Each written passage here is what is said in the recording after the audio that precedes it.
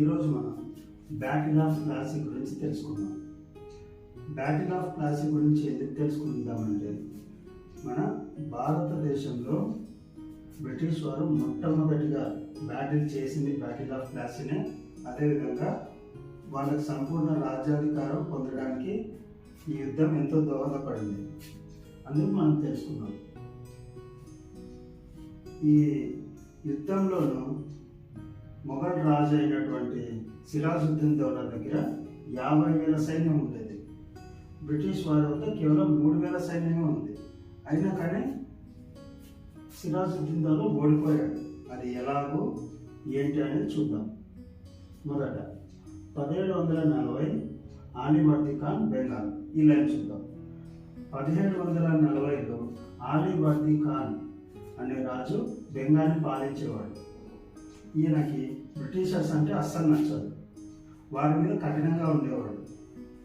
1756లో ఆయన చనిపోయాడు. ఎవరు? ఆలీవర్దీ ఖాన్ చనిపోయాడు. చనిపోయిన తర్వాత అతని మనవడైన సిరాజుద్దౌలాని రాజు చేశాడు.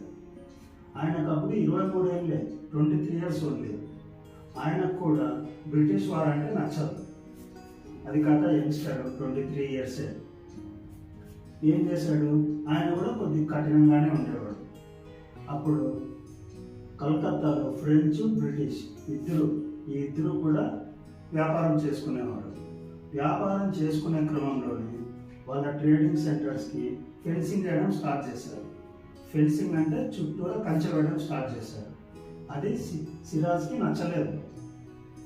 మన దేశంలోకి వచ్చి మన వనరులు వాడుకుంటూ మనం వాళ్ళ ప్లేస్లోకి వెళ్ళకోకుండా కంచెలు వేస్తాడని సిరాజ్కి చాలా కోపం వచ్చింది.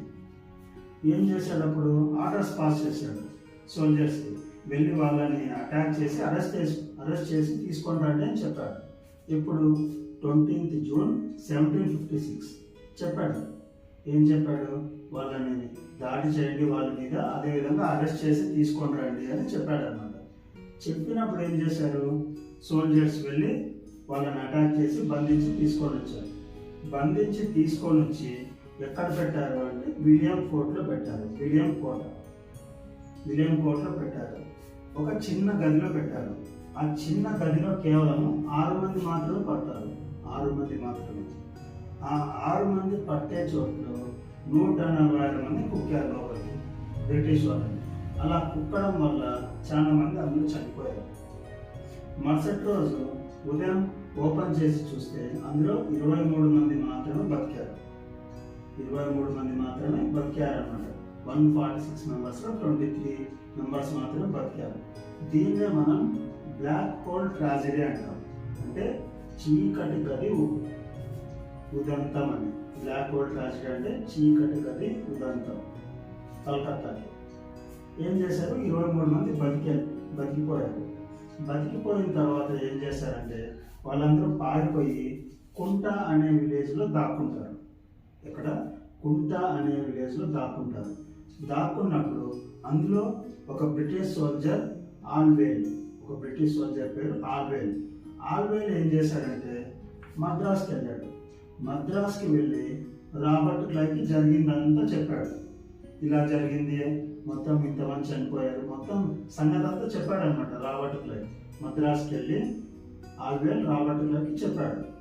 చెప్పిన తర్వాత ఏమైంది? రాబర్ట్ క్లైవ్ కొద్దిగా కోపడ్డా కానీ ఏం చేశాడంటే కలకత్తాకు వచ్చి సిరాజుద్దీన్ దౌలాతో అగ్రిమెంట్ చేసుకున్నాడు. మీరు చెప్పినట్లే వింటాము, మమ్మల్ని వేధించకండి అని చెప్పి అగ్రిమెంట్ చేసుకుంటాడు. మీరు చెప్పినట్లే వింటామని చెప్పి రాబర్ట్ క్లైవ్ చెప్పిన తర్వాత అయినా కానీ మనసులో ఉందన్నమాట రాబర్ట్ క్లైవ్కి, ఎట్లా అయినా సరే ఈ సిరాజుద్దీన్ దౌలాని దింపేయాల, మన మాట విని ఇంకో రాజుని పెట్టుకోవాలా అని క్లైవ్ చాలా అనుకొని ఆలోచించి ఒక ఉపాయం చేశాడు. ఏంటంటే సిరాజుద్దీన్ దౌలా దగ్గర ఒక సైన్యాధ్యక్షుడు ఉన్నాడు. అతని పేరే మీర్ జాఫర్. ఆ మీర్ జాఫర్కి లంచం ఇచ్చాడు రాబర్ట్ క్లైవ్. లంచం ఇచ్చి నిన్ను రాజు చేస్తాను, నాకు సహకరించు అని చెప్పాడు. రాబర్ట్ క్లైవ్ మీర్ జాఫర్కి చెప్పాడు. చెప్పినప్పుడు ఏమైంది? మీర్ జాఫర్ దానికి ఓకే చెప్పాడు, ఒప్పుకున్నాడు. ఒప్పుకున్నప్పుడు మళ్ళీ వెళ్ళారన్నమాట బ్రిటిష్ వారు. వాళ్ళ స్థానానికి వాళ్ళు వెళ్ళి వ్యాపారం కొనసాగించారు. ఆ టైంలో ఏమైందంటే బ్రిటిష్ వారు మీర్ జాఫర్ అండ చూసుకొని చెలరేగిపోయారు. ఏంటి చెలరేగిపోయారు? బ్రిగిల్ అంటే చెలరేగిపోయారు అని. ఇందులో డి తీసేసినట్లయితే బ్రిగిల్ అవుతుంది. బ్రిగిల్ అంటే ముడతపడడం. బ్రిగిల్ అంటే విరుచుకుపడడం, అంటే చాలా విరుచుకుపడినారన్నమాట. మీర్ జాఫర్ అండ చూసుకొని వాళ్ళ వ్యాపార సంస్థల దగ్గర చాలా విరుచుకుపడ్డారు. అప్పుడు సిరాజుద్దీన్ దౌలా కోపం వచ్చింది. వీళ్ళు ఇట్లా చెప్తే వినారా అని చెప్పేసి సిరాజుద్దీన్ దౌలా యుద్ధాన్ని ప్రకటించారు బ్రిటిషర్ల మీద. మీ మీద యుద్ధం చేస్తాం అని చెప్పి ప్రకటించాడు. ప్రకటించి ఏం చేశారంటే వాళ్ళతో యుద్ధానికి వెళ్ళడానికి ఫ్రెంచ్ సపోర్ట్ కూడా తీసుకున్నారు. అక్కడున్న ఫ్రెంచ్ వారు ఉన్నారు కదా, ఫ్రెంచ్ వారు సపోర్ట్ తీసుకున్నారు. ఫ్రెంచ్ వారు సపోర్ట్ తీసుకున్నప్పుడు ఏమైందంటే అప్పుడు సిరాజుద్దీన్ దౌలా దగ్గర 50,000 మంది సైనికులు ఉన్నారు. 50,000 మంది సైనికులు ప్లస్ ఎక్స్ట్రాగా ఆయన దగ్గర శతఘ్నులు, పెద్ద పెద్ద ఏనుగులు, ఇంకా కొన్ని ఎక్విప్మెంట్స్ ఉండేవి, అన్నీ ఉన్నాయి. బ్రిటిష్ వాళ్ళ దగ్గర కేవలం 3,000 మంది సైన్యం ప్లస్ ఎక్స్ట్రా అంటే గన్నులు, ఫిరంగులు కొన్ని అంత ఎక్కువ లేవు, మామూలుగా ఉన్నాయి. నెక్స్ట్ ఏమైందంటే చూడండి, ఇక్కడ భాగీరథి నది ఒడ్డున ప్లాసీ అనే ఒక ప్లేస్ ఉంది. ఆ ప్లాసీ అనే ప్లేస్ దగ్గర యుద్ధం జరిగింది. ఎప్పుడు? 23 జూన్ 1757. 23 జూన్ 1757 అప్పుడు భాగీరథి నది ఒడ్డున ప్లాసీ అనే ప్లేస్లో జరిగింది. ఆ ప్లాసీ అనే ప్లేస్లో జరిగింది కాబట్టి దీన్ని బ్యాటిల్ ఆఫ్ ప్లాసీ అంటారు. నెక్స్ట్ ఆ ప్లాసీ యుద్ధం స్టార్ట్ అయింది. మార్నింగ్ స్టార్ట్ అయినప్పుడు బీభత్సంగా జరిగింది. ఎలా జరిగిందంటే బ్రిటిష్ వాళ్ళు భయపడిపోయారు. అలా జరిగింది యుద్ధం. రాబర్ట్ క్లైవ్ ఒక తరుణంలో వాళ్ళ సైన్యాన్ని వెనక్కి పిలిచేయాలి అని అనుకున్నాడు. రాబర్ట్ క్లైవ్ అనుకున్నాడు. అంత బీభత్సంగా పోరాడారు. సడన్గా ఏం జరిగిందంటే వర్షం కురిసింది. వర్షం కురుస్తానే మొత్తం అంతా తారుమారైపోయింది. ఎందుకు తారుమారయ్యిందంటే ఈ సిరాజుద్దీన్ దౌలా దగ్గర, ఫ్రెంచ్ వాళ్ళ దగ్గర ఆ మందుగుండు సామాగ్రి ఉంది కదా, ఆ మందుగుండు సామాగ్రి మీద కప్పడానికి ఎటువంటి పట్టాలు కానీ ముందస్తు జాగ్రత్తలు కానీ తీసుకోలేదు. మొత్తం అంతా వాళ్ళ దగ్గర ఉండే మందుగుండు సామాగ్రి ప్లస్ ఫిరంగులు శతఘ్నులు అన్నీ తడిచిపోవడం వల్ల వాళ్ళకి చాలా నష్టం వాటిల్లింది అనమాట. వర్షం పడడం వల్ల సిరాజుద్దీన్ దౌలాకి ప్లస్ ఫ్రెంచ్ వాళ్ళకి చాలా నష్టం వాటిల్లుతుంది. అప్పుడు ఏమవుతుంది, బ్రిటిష్ వాళ్ళు ముందు జాగ్రత్తలు తీసుకున్నారు. వాళ్ళ ఎక్విప్మెంట్ ఏమి పాడు కాకోకుండా దాని మీద పట్టాలు కప్పడం, ముందు జాగ్రత్తలుగా తీసుకోవడం, కొన్ని ప్రికాషన్స్ తీసుకున్నారు వాళ్ళకి నష్టం జరగకోకుండా.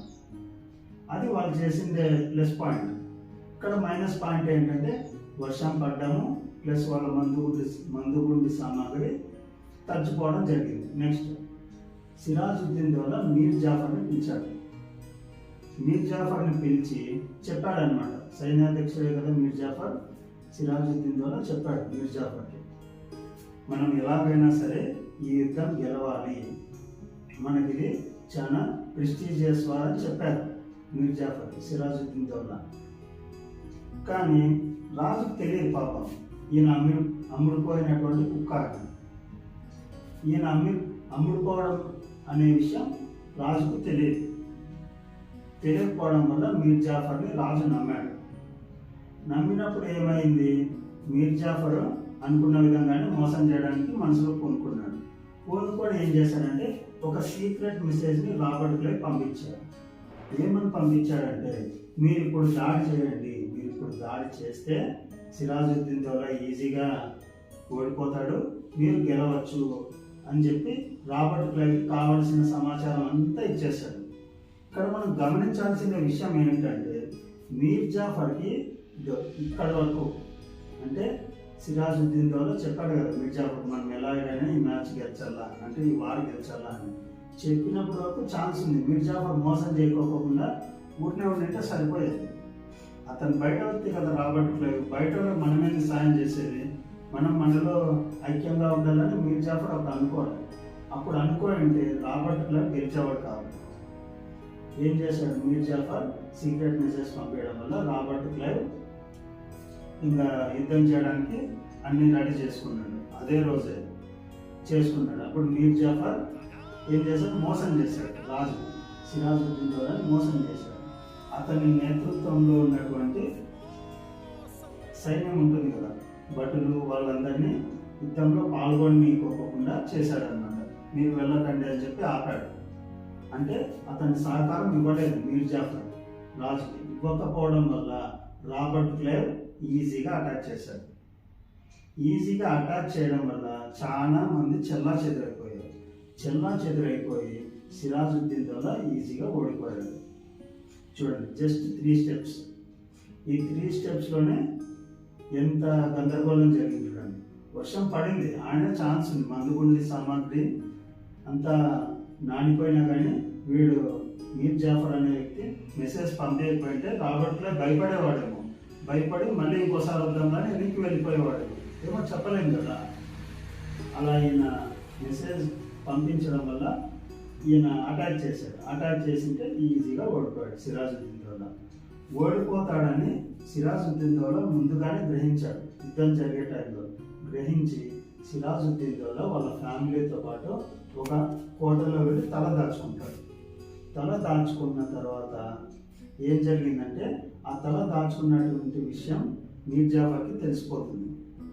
సిరాజుద్దీన్ దౌలా కోటలో ఉన్నాడు అని మీర్ జాఫర్కి తెలిసిపోతుంది. మీర్ జాఫర్ తెలుసుకొని ఏం చేస్తాడంటే, మీర్ జాఫర్ కొడుక్కి చెప్తాడు. అతని కొడుకు ఉంటాడు, మీర్ జాఫర్కి ఒక కొడుకు ఉంటాడు. ఆ కొడుకు చెప్తాడనమాట, పోయి నువ్వు సిరాజుద్దీన్ దౌలాని చంపేసేయి అని చెప్తాడు. ఎందుకంటే సిరాజుద్దీన్ దౌలా దగ్గర ఎటువంటి సైన్యము లేదు, ఎటువంటి ప్రోత్సాహము లేదు. ఆయన దగ్గర ఫ్రెంచ్ వారి ప్రోత్సాహం కానీ ఎవ్వరు లేరు. పాపం ఏకాకైపోయాడు, వాళ్ళ ఫ్యామిలీను ఆయన. ఈయన ఏం చేశాడు? మీర్ జాఫర్ కొడుకు ఆయన మొత్తం సపోర్ట్, మొత్తం సేనల్ని తీసుకెళ్ళేసి ఈ సిరాజుద్దీన్ దౌలాని చంపేశాడు. చంపేసిన తర్వాత రాబర్ట్ క్లైవ్ ఏం చేశాడంటే, మీర్ జాఫర్ని కింగ్ చేశాడు, రాజుని చేశాడు. బెంగాల్కి నవాబుని చేశాడు. నవాబుని చేస్తానే ఈయన సంపూర్ణ రాజ్యాధికారం దక్కిందని చాలా సంతోషపడిపోయాడు. ఎవరు? మీర్ జాఫర్. మీర్ జాఫర్ సంతోషపడిపోయాడు. కానీ తర్వాత జరిగిన విషయం మళ్ళీ వీడియోలో చెప్పుకుందాం. ఈయన సంతోషం మున్నాల ముచ్చటే అయింది. అదేంటో మళ్ళీ తర్వాత వీడియోలో చెప్పుకుందాం. ఈ మొదటి యుద్ధమే ఈ బ్రిటిష్ వాళ్ళ సామ్రాజ్యాన్ని స్థాపించడానికి ఒక గట్టి పునాది పడింది, ఒక గట్టి అడుగు పడింది. ఈ యుద్ధం కనుక గెలిచిందంటే భారతదేశ స్వరూపం ఇంకోలా ఉండేది. ఫ్రెండ్స్, ఇంతవరకు మనము ఈ బ్యాటిల్ ఆఫ్ ప్లాసీ గురించి క్లుప్తంగా తెలుసుకున్నాం కదా. ఈ మొత్తం ఇమేజ్ అంతా మీరు స్క్రీన్ షాట్ తీసుకొని గ్యాలరీలో ఒక చోట సేవ్ చేసుకోండి. ఈ పాయింట్స్ అన్ని చూసినప్పుడు మనకి ఈజీగా బిట్స్ అన్ని గుర్తొస్తాయి. ప్లస్ దీని యొక్క స్టోరీ అంతా మనం ఈజీగా క్యాచ్ చేయొచ్చు. మనం ఇందులో అర్థం చేసుకోవాల్సిందే ఒక మెయిన్ థింగ్ ఏంటంటే, మన సమస్య ఎంత పెద్దదైనా ఉండొచ్చు, కానీ మన యొక్క స్ట్రాటజీ ఇంపార్టెంట్. మనం ఏ స్ట్రాటజీ వాడుతున్నాము అనేది మనకి ఇంపార్టెంట్. ఇక్కడ రాబర్ట్ క్లైవ్ చూసుకున్నట్లయితే 3,000 మందితో 50,000 మందిని గెలిచాడు. 3,000 మంది 50,000 మంది అంటే రేషియో ఎంత వస్తుంది? 1:16 పాయింట్ అట్లా వస్తుంది. అంటే ఒకరితో 16 మంది. 16 మంది తలుచుకుంటే ఒకరిని లేపడం పెద్ద పని లేదు. కానీ ఇక్కడ ఏం జరిగిందంటే స్ట్రాటజీ వాడాడు రాబర్ట్ క్లైవ్. స్ట్రాటజీ వాడడం వల్ల గెలిచాడు. మీరు అంతే ఫ్రెండ్స్. ఈయన అధర్మంగానే గెలిచిండొచ్చు, వీడు అధర్మపరుడే కావచ్చు, కానీ గెలుపు మనం ఎలా గెలవాలి అనేది ఈయన స్ట్రాటజీ వాడాడు. కాబట్టి మన స్ట్రాటజీ ఎంత బాగుంటే, మనం ఎలా ఆలోచిస్తే మనం సక్సెస్కి చేరువవుతామనే మన స్ట్రాటజీ మనకు అంత ఇంపార్టెంట్. ఇంకో విషయం ఏంటంటే ఫ్రెండ్స్, ఈ తెల్ల కుక్క ఉంది కదా రాబర్ట్ క్లైవ్, వీడు నిజంగా తెల్ల కుక్కే. రాబర్ట్ క్లైవ్ అంటున్నాం మనం, వాడిని రాబర్ట్ క్లైవ్ కూడా అనకూడదు, క్లైవ్ అనాలంతే. మనం చూసుకున్నట్లయితే ఈ మొత్తం ఈ బ్రిటిష్ వాళ్ళ పేర్లు అన్నీ ఉంటాయి మనకి. లార్డ్ రిప్పన్ అని, లార్డ్ డల్హౌసీ అని, విలియం బెంటిక్ అని, వీళ్ళందరూ ఉంటారు. వాళ్ళ పేర్లు ఫస్ట్లో ఉంటుంది కదా ముందర లార్డ్ అని రాస్తారు. ఎందుకు రాస్తారు? లార్డ్ అని రాయకండి. మన దేశాన్ని దోచుకోలేక వచ్చిన వెధవలు తెల్ల కుక్కలు వాళ్ళు. ఆ తెల్ల కుక్కలకి మనం ముందర లార్డ్ అని రాయాల్సిన పని లేదు. ఎక్కడైనా మన సోషల్లో కానీ ఎక్కడైనా వస్తే క్లైవ్, బెంటిక్ అలా పలకండి. మనం వాళ్ళని గౌరవించాల్సిన పని లేదు. మనల్ని పీడించి హింసించిన వాళ్ళు వీళ్ళందరూ. వాళ్ళ దేశ స్వార్థం చూసుకున్నారు కానీ మన ప్రయోజనాల కోసం ఎప్పుడూ ఆలోచించింది. కానీ కొంతమంది బ్రిటిషర్స్ మాత్రం మన దేశం యొక్క ఈ ప్రాఫిట్ ప్లస్ మనకు కావాల్సినటువంటి వనరులు అందించడానికి కొద్ది కృషి చేశారు. వాళ్ళ గురించి మనం గుర్తుపెట్టుకోవాలి. కానీ ఇటువంటి దుర్మార్గాలు చేసిన వాళ్ళని మాత్రం మనం గుర్తుపెట్టించుకోవాల్సిన అవసరం లేదు. Thanks friends. మళ్ళీ వీడియోలో మళ్ళీ కలుద్దాం.